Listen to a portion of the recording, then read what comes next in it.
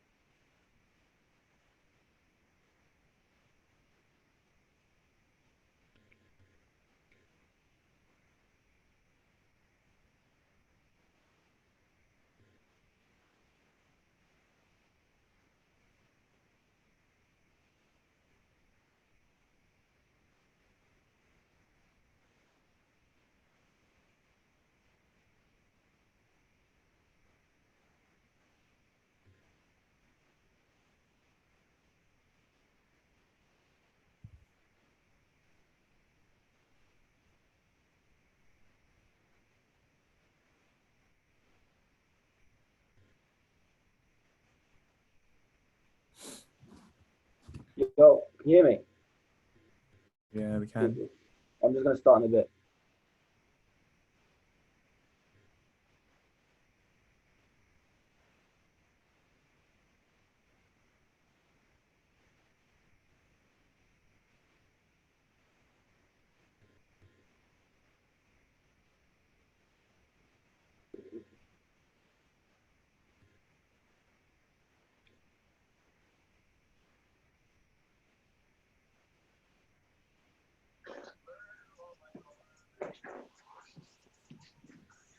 Yo.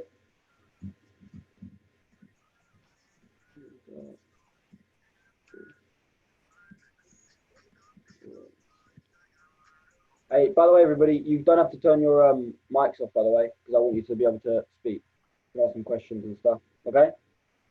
Yep, Can you sounds hear? good, man. Yeah, cool, cool, cool. I want it to be more of a discussion rather than a lecture. All right. So I'm gonna go over some Nicky Ryan matches, okay, and basically some of the finishes he's going over in this, okay. So I'm just gonna start off with this match first, okay, because he has a very very good finish here from 50-50, okay, and this is kind of what Lachlan's going for at the moment. The reason I want to show Nicky, by the way, just to start off, is because he's very good at the Danaher system. Basically, he's very mainly about doing the Danaher system. He doesn't have any real innovations or anything.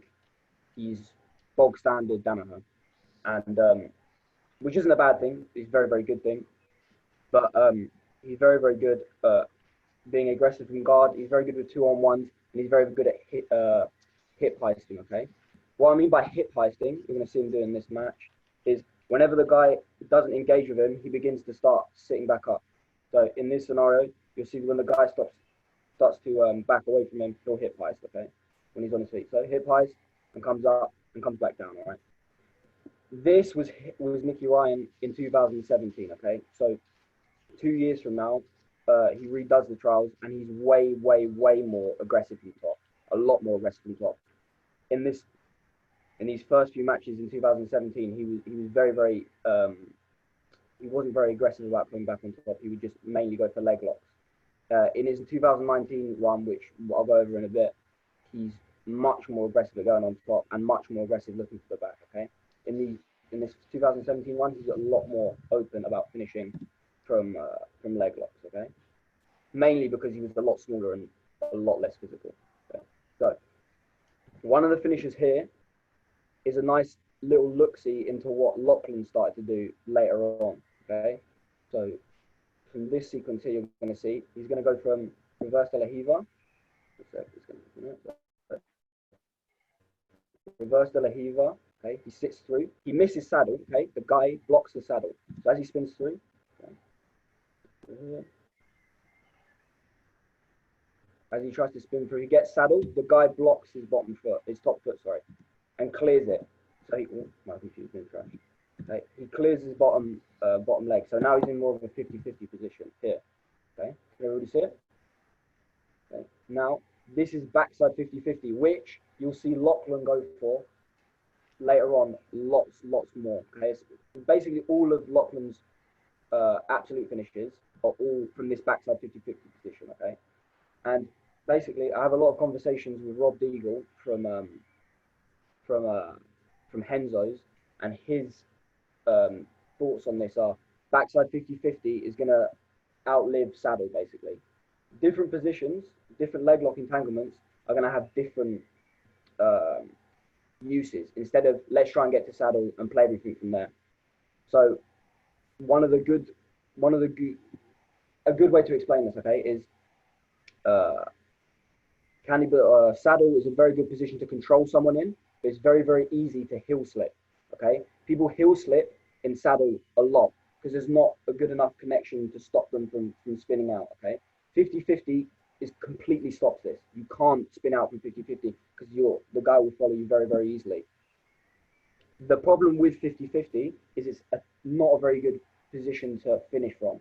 It's a good position to control, and it's a good position to catch a bite at the heel. But if you're on seated 50-50, there's too much of an ability for the man to hand fight with you, okay? And I'm going to show you a sequence from Oliver Tarza in a minute where this exact sequence happens with Oliver Tarza and Paddy Pimblett, but he manages to backstep, fight hands, and then they're back again, okay? The reason why this works so well for Nicky here is because the guy wasn't allowed to fight hands because his backside 50-50. Okay? So you see the guy's not able to fight hands because his backside. What the person should be doing here is backstepping and starting to fight hands, but he doesn't. He gets a very, very horrific break. Okay? So if you look at this,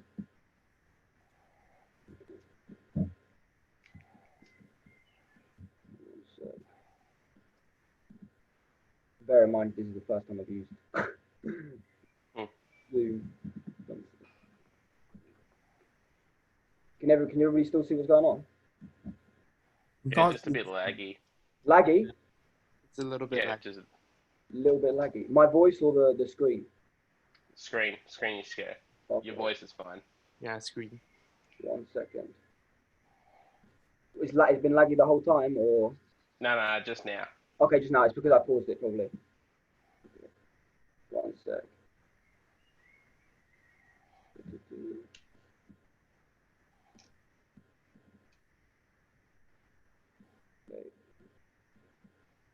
Okay, can you see this? Yep.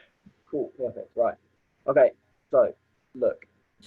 Paddy Pimblett, I wouldn't say is necessarily the greatest grappler on the world, but this is a filmed with a potato, so, sorry. Unfortunately, it's filmed absolutely terribly, but he goes through this exact same sequence, fails, and then correctly gets it. So, look, exactly the same sequence, okay? He goes to kiss the dragon, he goes for saddle here, okay? Now he's in saddle. Paddy Pimblett's going to turn and push down the top leg, okay, which is a good way to defend against double outside, to defend against saddle, okay. And now he's going to backstep, and now they're going to be in more of a normal 50-50 scenario, okay. This now allows, okay, Paddy's being a spastic here, he's turning around. Okay, this is bad for Paddy, but now look, you see how he backstepped in that scenario? He backstepped here, and now he's hand fighting, okay. So he spun through it, and he's hand fighting. This is where 50-50 is weak. When you're both looking at each other, it's very, very easy for the guy to just grab your hands, okay? Backside, you're basically facing away from the guy's leg, so the guy can't do this, okay? So the same sequence happens later in this match. Yeah. So look, he gives up side control. He's going to push his top body up. He's going for an armbar here, misses, switches back to saddle. But look, finishes in 50-50 again, you see? Saddle, he pushes the top leg off. And okay. So later on, you're going to see, so this, I think, is what Lachlan starts to play later, okay? You see Lachlan's getting a lot more fancy with the entrances, though. So, Kasimov. By the way, this is like one of my favorite leg lock finishing sequences ever. This is really, really good. So look. Lachlan has a shotgun grip under the leg here, so you can't pull out. What Lachlan's going to do now is he's going to roll all the way over the top of the leg, okay, and catch the heel. This is basically, in my opinion, the future of leg locks, basically. This rolling through and catching the heel. It's the hardest problem now we're having with leg locks is people are really, really good at heel slipping. And heel slipping is just basically pointing your feet in a ballerina kind of form and turning your leg out. Even when a guy has a clean saddle, like has control of both the legs, you can completely turn your leg away from the guy. It's very, very hard to catch heels. Okay, so what Lachlan's usually doing, and Jason Rao, you see Jason Rao, he's doing a lot of stopping the, he's doing a lot of catching the heel first and then rolling through to get connection to the hip. Okay, so here, see how he rolls over, and he's going to roll into a backside 50-50. So he rolls over the guy's leg, backstab 50-50, he already has a bite at the heel. The guy back steps but doesn't fight hands. What Kasimov could have done there to stop this is as he backsteps, so he backsteps here, he should have fought hands. He doesn't fight hands, he just continues to try and turn out, which you can't do. You shouldn't be doing it in 50-50.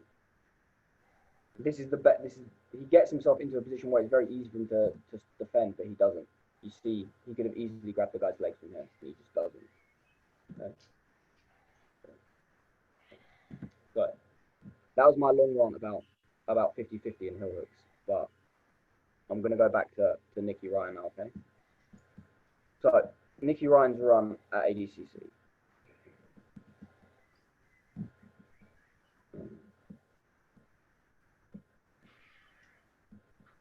Let me just open the tab for the match.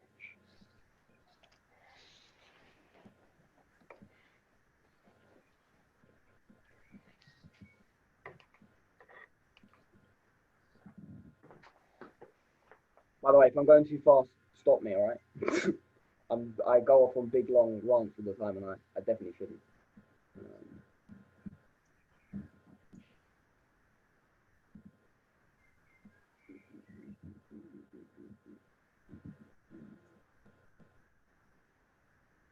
Okay, so another big sequence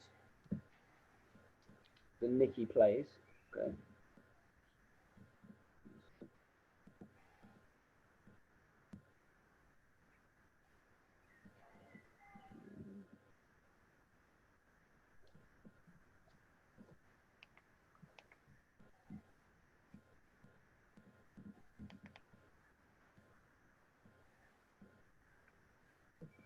One second.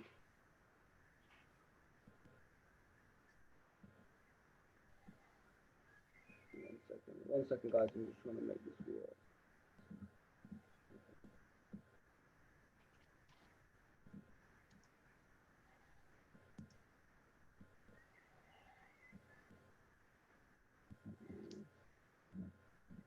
Okay. Can everybody see the Pablo Alfonso match? Now? Yep. Okay, cool. So one thing, one of the main Danaher things, and Marcelo Garcia as well, is the active 2-on-1s. Okay, playing 2-on-1s a lot. Nicky Ryan, probably the best out of all the squads for 2-on-1 attacks. Okay, he hits this finishing sequence he's about to hit in this match is probably one of his best sequences. He finishes it a lot, and it's a very, very good way to threaten top and start attacking the bottom. Okay, I think Nicky Ryan, out of most of the Danaher people, is the best threatening feet and then attacking the upper body. Okay, he finishes a lot of matches in this 2017 with legs, and then in 2019 he basically always starts off the match with attacking legs and always finishes on the back, apart from his match with Cade, and that's because Cade was being very, very good at stopping him from attacking the legs, basically. Okay, so in this match, watch, as soon as he sits down, he's gonna start connecting to get 2-on-1s.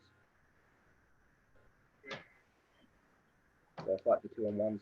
See, he'll be hip heisting as well. Okay. Anytime you see Alfonso go to his knees or slow down and not be putting pressure directly onto Nicky, he'll start to hip heist. And hip heisting is just basically framing off the shoulder and standing up. Okay. He's much more aggressive with standing up in the later matches, like in his later career. Now he's very, very much about staying on bottom. I think it's because he's fairly weak at this point, or some younger, sorry. So look, 2-on-1s. He's still going for 2-on-1s. Hip heisting to make him come in.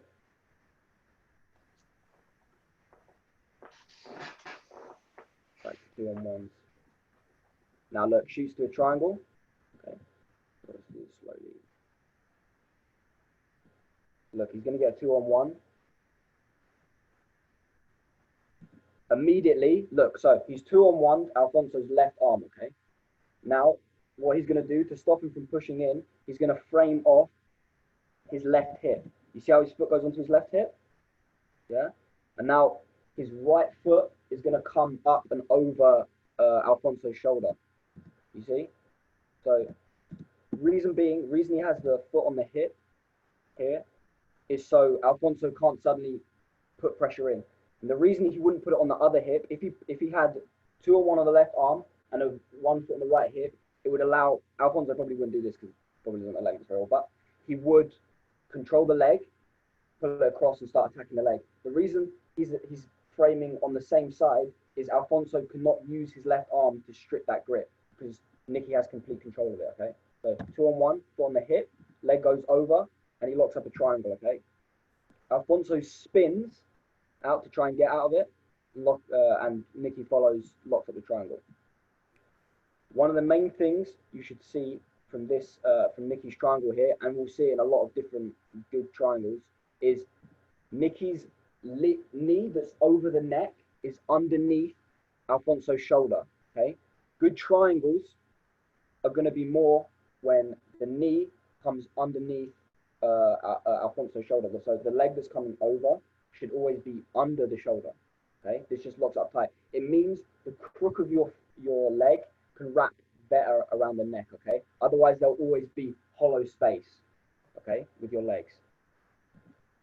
Next thing Nicky should be doing as well, I'm not really sure if you can see it you can't really see it very well on this image of it, but Nicky is locking the way where his legs are locking should be completely over Alfonso's shoulder, okay?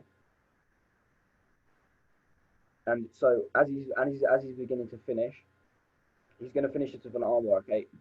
The main thing with the armbar, one of the main ideas in Danaher's system, one of the things I think is super, super important is the idea of dilemmas, okay? And dilemmas mean basically attacking one way, depending on how the guy defends, he'll be put in 2 bad scenarios, okay? So for Alfonso at the moment, if the closer his head is to Nicky's, the more likely he'll be finished by the triangle. The further away his head is from Nicky's, the easier it will be for him to breathe and be outside of the triangle, but the more he opens himself up to arm bars, okay? So Nicky's put him in a dilemma here where if he pushes in, he's tightening the triangle, and if he comes away, he's getting out of the triangle, but he's putting himself in more danger to get armbarred. It's more obvious in his bronze medal match than it is in this match, but I'll show you now. Look, he's in a terrible position as well.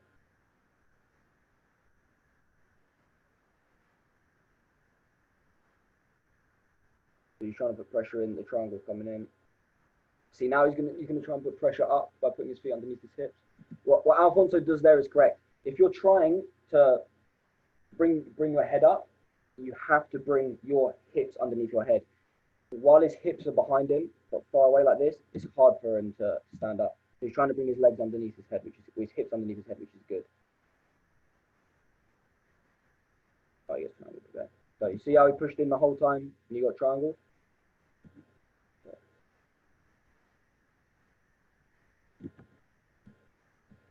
Nathan, could you go back to the first escape? You know how Alfonso's been spun out of the... Yeah.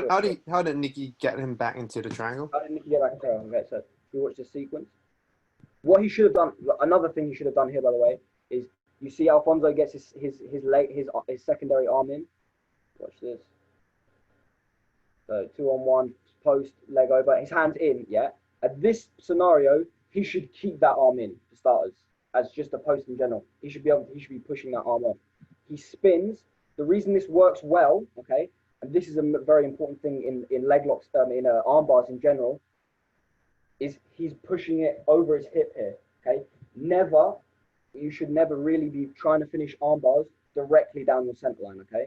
By center line, I mean basically down your groin. Number one, it's not comfortable. Number two, it's not a very good fulcrum to be breaking over. When you're breaking something, you want it to be on an armbar. You want the fulcrum, okay, to be as high as possible and to be as hard as possible. All right. So completely down the center is your groin, which is going to be a soft fulcrum for starters, and it's nowhere near as high as your hip. When you're finishing, Okay, when you're finishing, show my hips. When you're finishing, you want it to be going over the hip, and you want to be pulling it completely over the top, because then you're going to have a lot more space to break over, and it's just a lot higher and stronger braking mechanic. Okay, so the reason he catches this very well or follows him very well is because of his he continues to bring the arm over his hip, which basically helps him spin over and finish. Okay, lock up very perfect. Okay. All right, let me show you the second match. Okay, he does this in 3 matches. Okay, he does this in this match. He does this in the match I'm about to show you, and he does it in his Phil Harris match as well, which I'm not going to show. It's on Fight Plus. It's a bit hard to get to, and it's a much longer, tedious kind of match. But it also shows the dilemma Nicky puts people in when they're trying to push in and when they're trying to pull out. Okay, whenever they're trying to pull out, he's extending. Whenever they're trying to push in, they're getting triangle. Okay, that was a good showing of him finishing a triangle because Alfonso continues to try and push in the whole time. Luis Quinones, the guy in the third medal match, is much more open to trying to explode out because he's more of a wrestler. Okay, let me just open that second one up for you guys. Nathan, when you're trying to escape from triangles yourself, would you ever use the defense where you cross your feet, sit back and cross your feet? Yeah, that's a pretty good way to defend. The other way is kind of what Alfonso was going through earlier, where basically you want to get your hips, whenever you're trying to stand up in general, okay, this in itself creates a dilemma as well. What you want to do is get your feet underneath your hips and your head in a line. It makes it easier for you to do almost a deadlifting motion, okay? This makes it a lot harder. One of the best ways to escape triangle is just trying to regain your posture in general, okay? That in itself creates a dilemma, okay? Because then, whenever I bring my feet underneath my hips and lift myself up to gain posture, I'm opening myself up to get leg locked again, okay? You see Lachlan's K-guard entries in general, and how Lachlan got, or this is what Lachlan said at least, is he watched a lot of Paulo Miao get into 50-50. Well, he watched the 2018 trials, okay? He saw what the highest percentage finish at 77 was, and that was the inside hill, sorry, from 50-50. And then he went, okay, who finishes 50-50 heel hooks, or who gets into the position of 50-50 the most? And this is the Miaos, basically. The Miaos are very, very good at forcing himself into 50-50. And if you see a lot of the Miaos entries, they work between people trying to posture out of their full guard to going into scoop grips under the leg and attacking the legs, which is what if a guy ever tries to heavily posture out of your triangles or arm bars, that is what you want to go for legs. Sometimes you're going to go against people who are much, much bigger than you, and it's very easy for them to posture out and get out. That's when you want to start going for scoop grips and escaping, okay? Scoop grips and start attacking the leg. But yeah, that's my main way of escaping the triangle is to posture up. And like you said, the defense you're talking about where you're posturing up and throwing your legs over, that is just an add-on of that, basically getting enough posture where you can throw your own legs over, okay? Let me get this match up, sorry. Sorry if I speak too fast as well, I go off in rants. Okay, so Luis Quinones.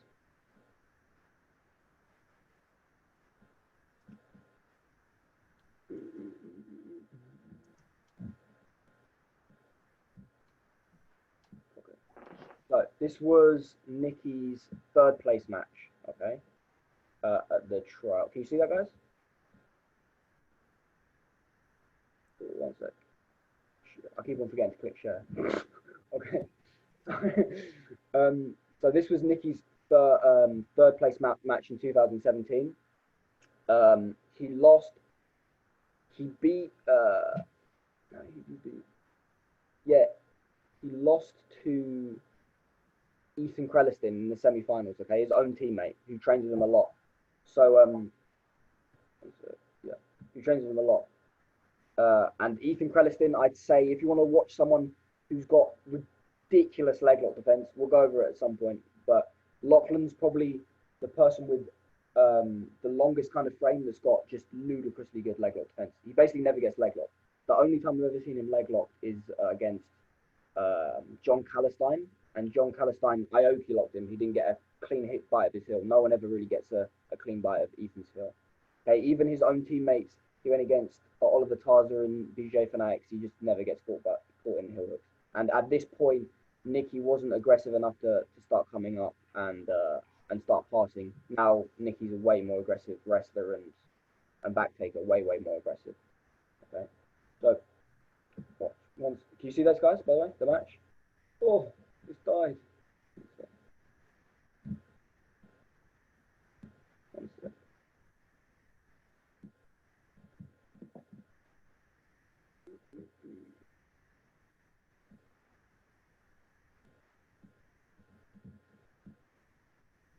Okay, back, everybody can see?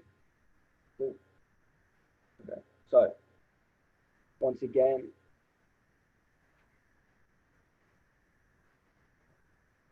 so Nicky's going to start looking for 2-on-1s. And Eddie's going to get in the way of the camera.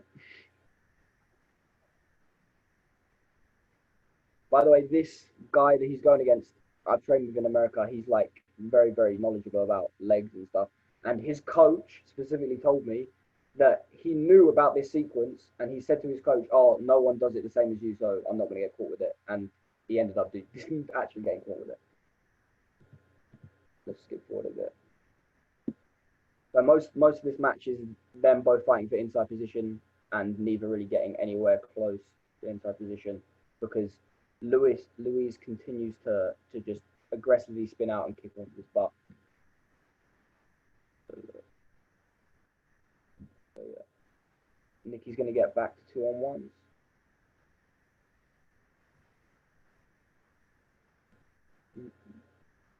So look, unfortunately the ref's in the way, but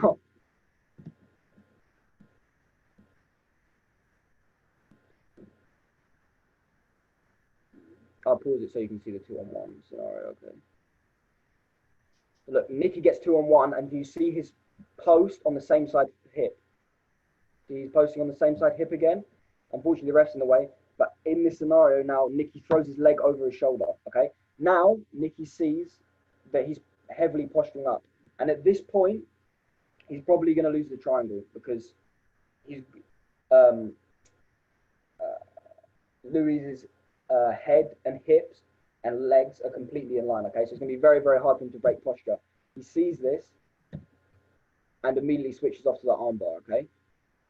In this scenario, if he lost this position, he could immediately move to a scoop grip with his right hand on the leg and go immediately to K-guard entries and all the stuff you've seen Lachlan do. Okay, there's loads and loads of entries here.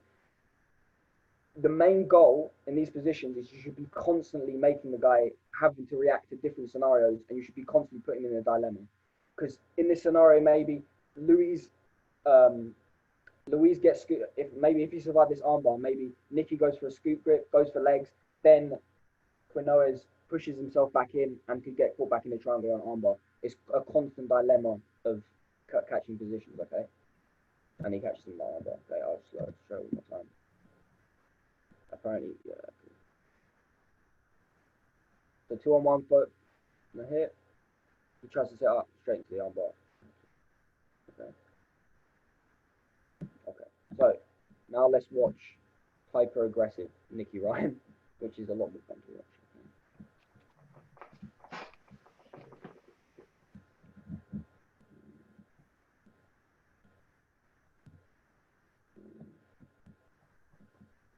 Any questions, by the way,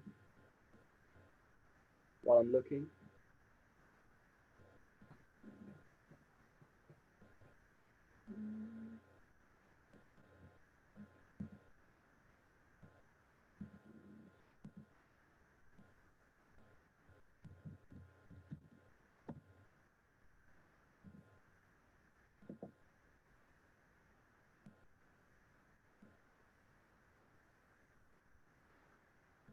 Okay, I'm going to finish off with this match because there's 15 minutes left.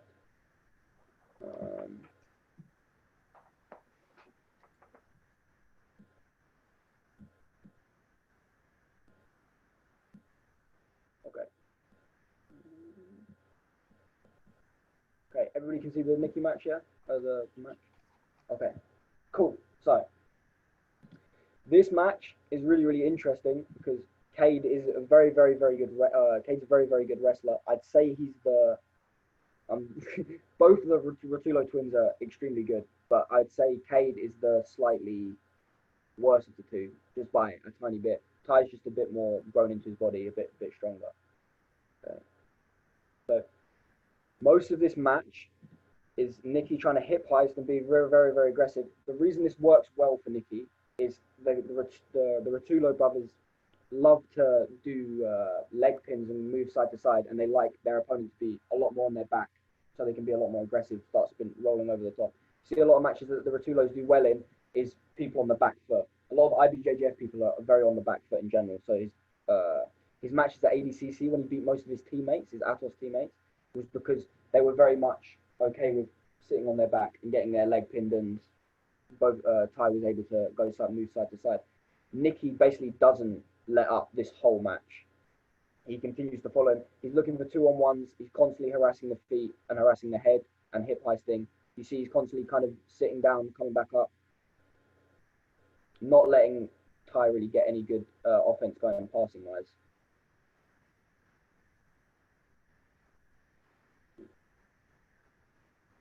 Another good thing about this match is the Rotullos are very good at using their secondary foot to stop good leg attacks from Nikki. This is a really, really good sequence here. Okay, Nikki goes for a saddle entry.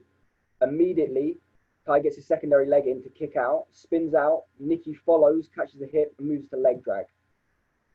This position, unfortunately, for Nikki, Ty manages to get a good shoulder post in with his knee and stop this, which Nikki will use later on in the match to stop some of Cade's passes as well. You see, Nikki's way more aggressive and on top in these matches. A lot more happy to be on top, which is good.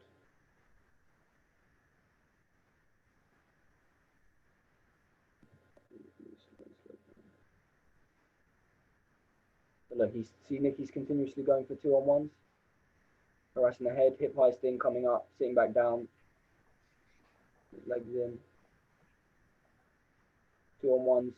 He's mainly looking for that 2-on-1 the whole time. Because off of that sequence, I've only showed the triangle attacks, but also the other thing you can attack in 2-on-1s is you're lifting their hips over your hips to start attacking the legs. Eddie Cummings is like basically the best of this. You'll see Eddie Cummings get 2-on-1 grips and completely pull people over his head.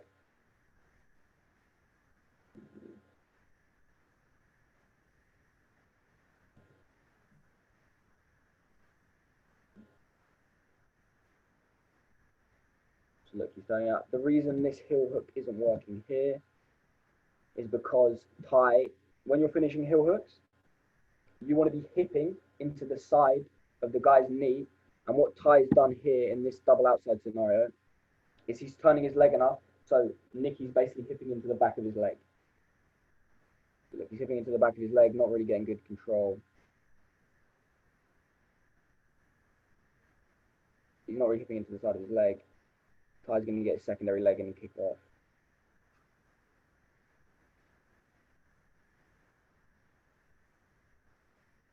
There's a good sequence. He switches off to saddle now. Controlling the toes so Ty can't spin out. Ty's going to get his second leg in and start kicking off though.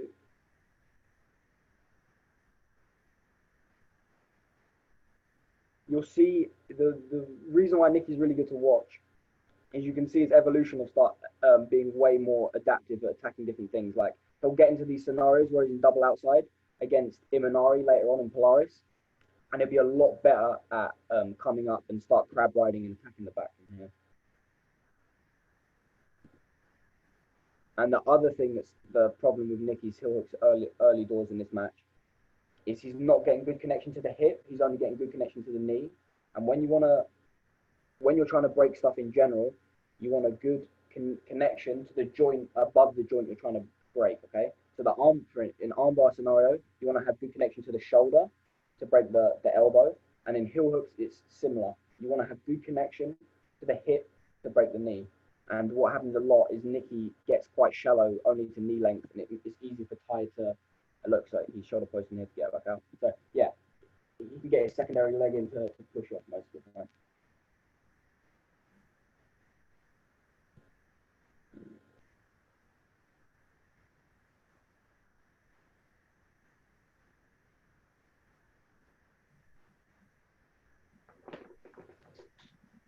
Two on ones. My computer's being laggy.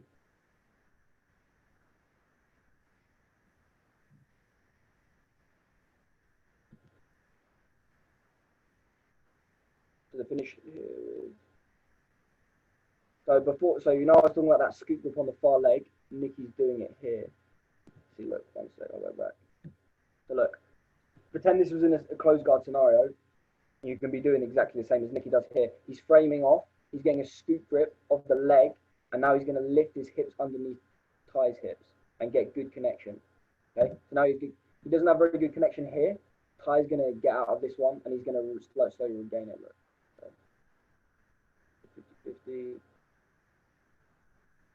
50-50. The whole time Ty's using his second leg to defend.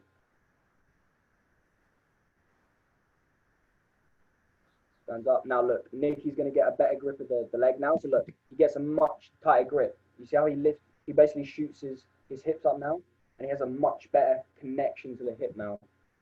So and he has a scoop grip on Rutulo's secondary leg, so it makes it harder for him to kick off. In all these other scenarios, like the earlier scenario here, Ty's going to use his second leg to push off. Look, he uses his second leg to push off and escape. Problem is, he should have got his leg out completely in this scenario.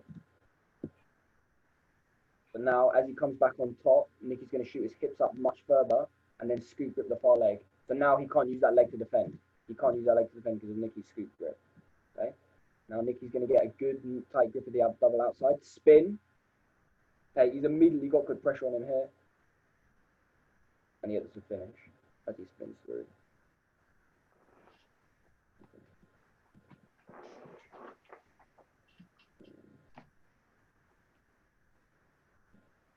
Is there any more questions before I finish off?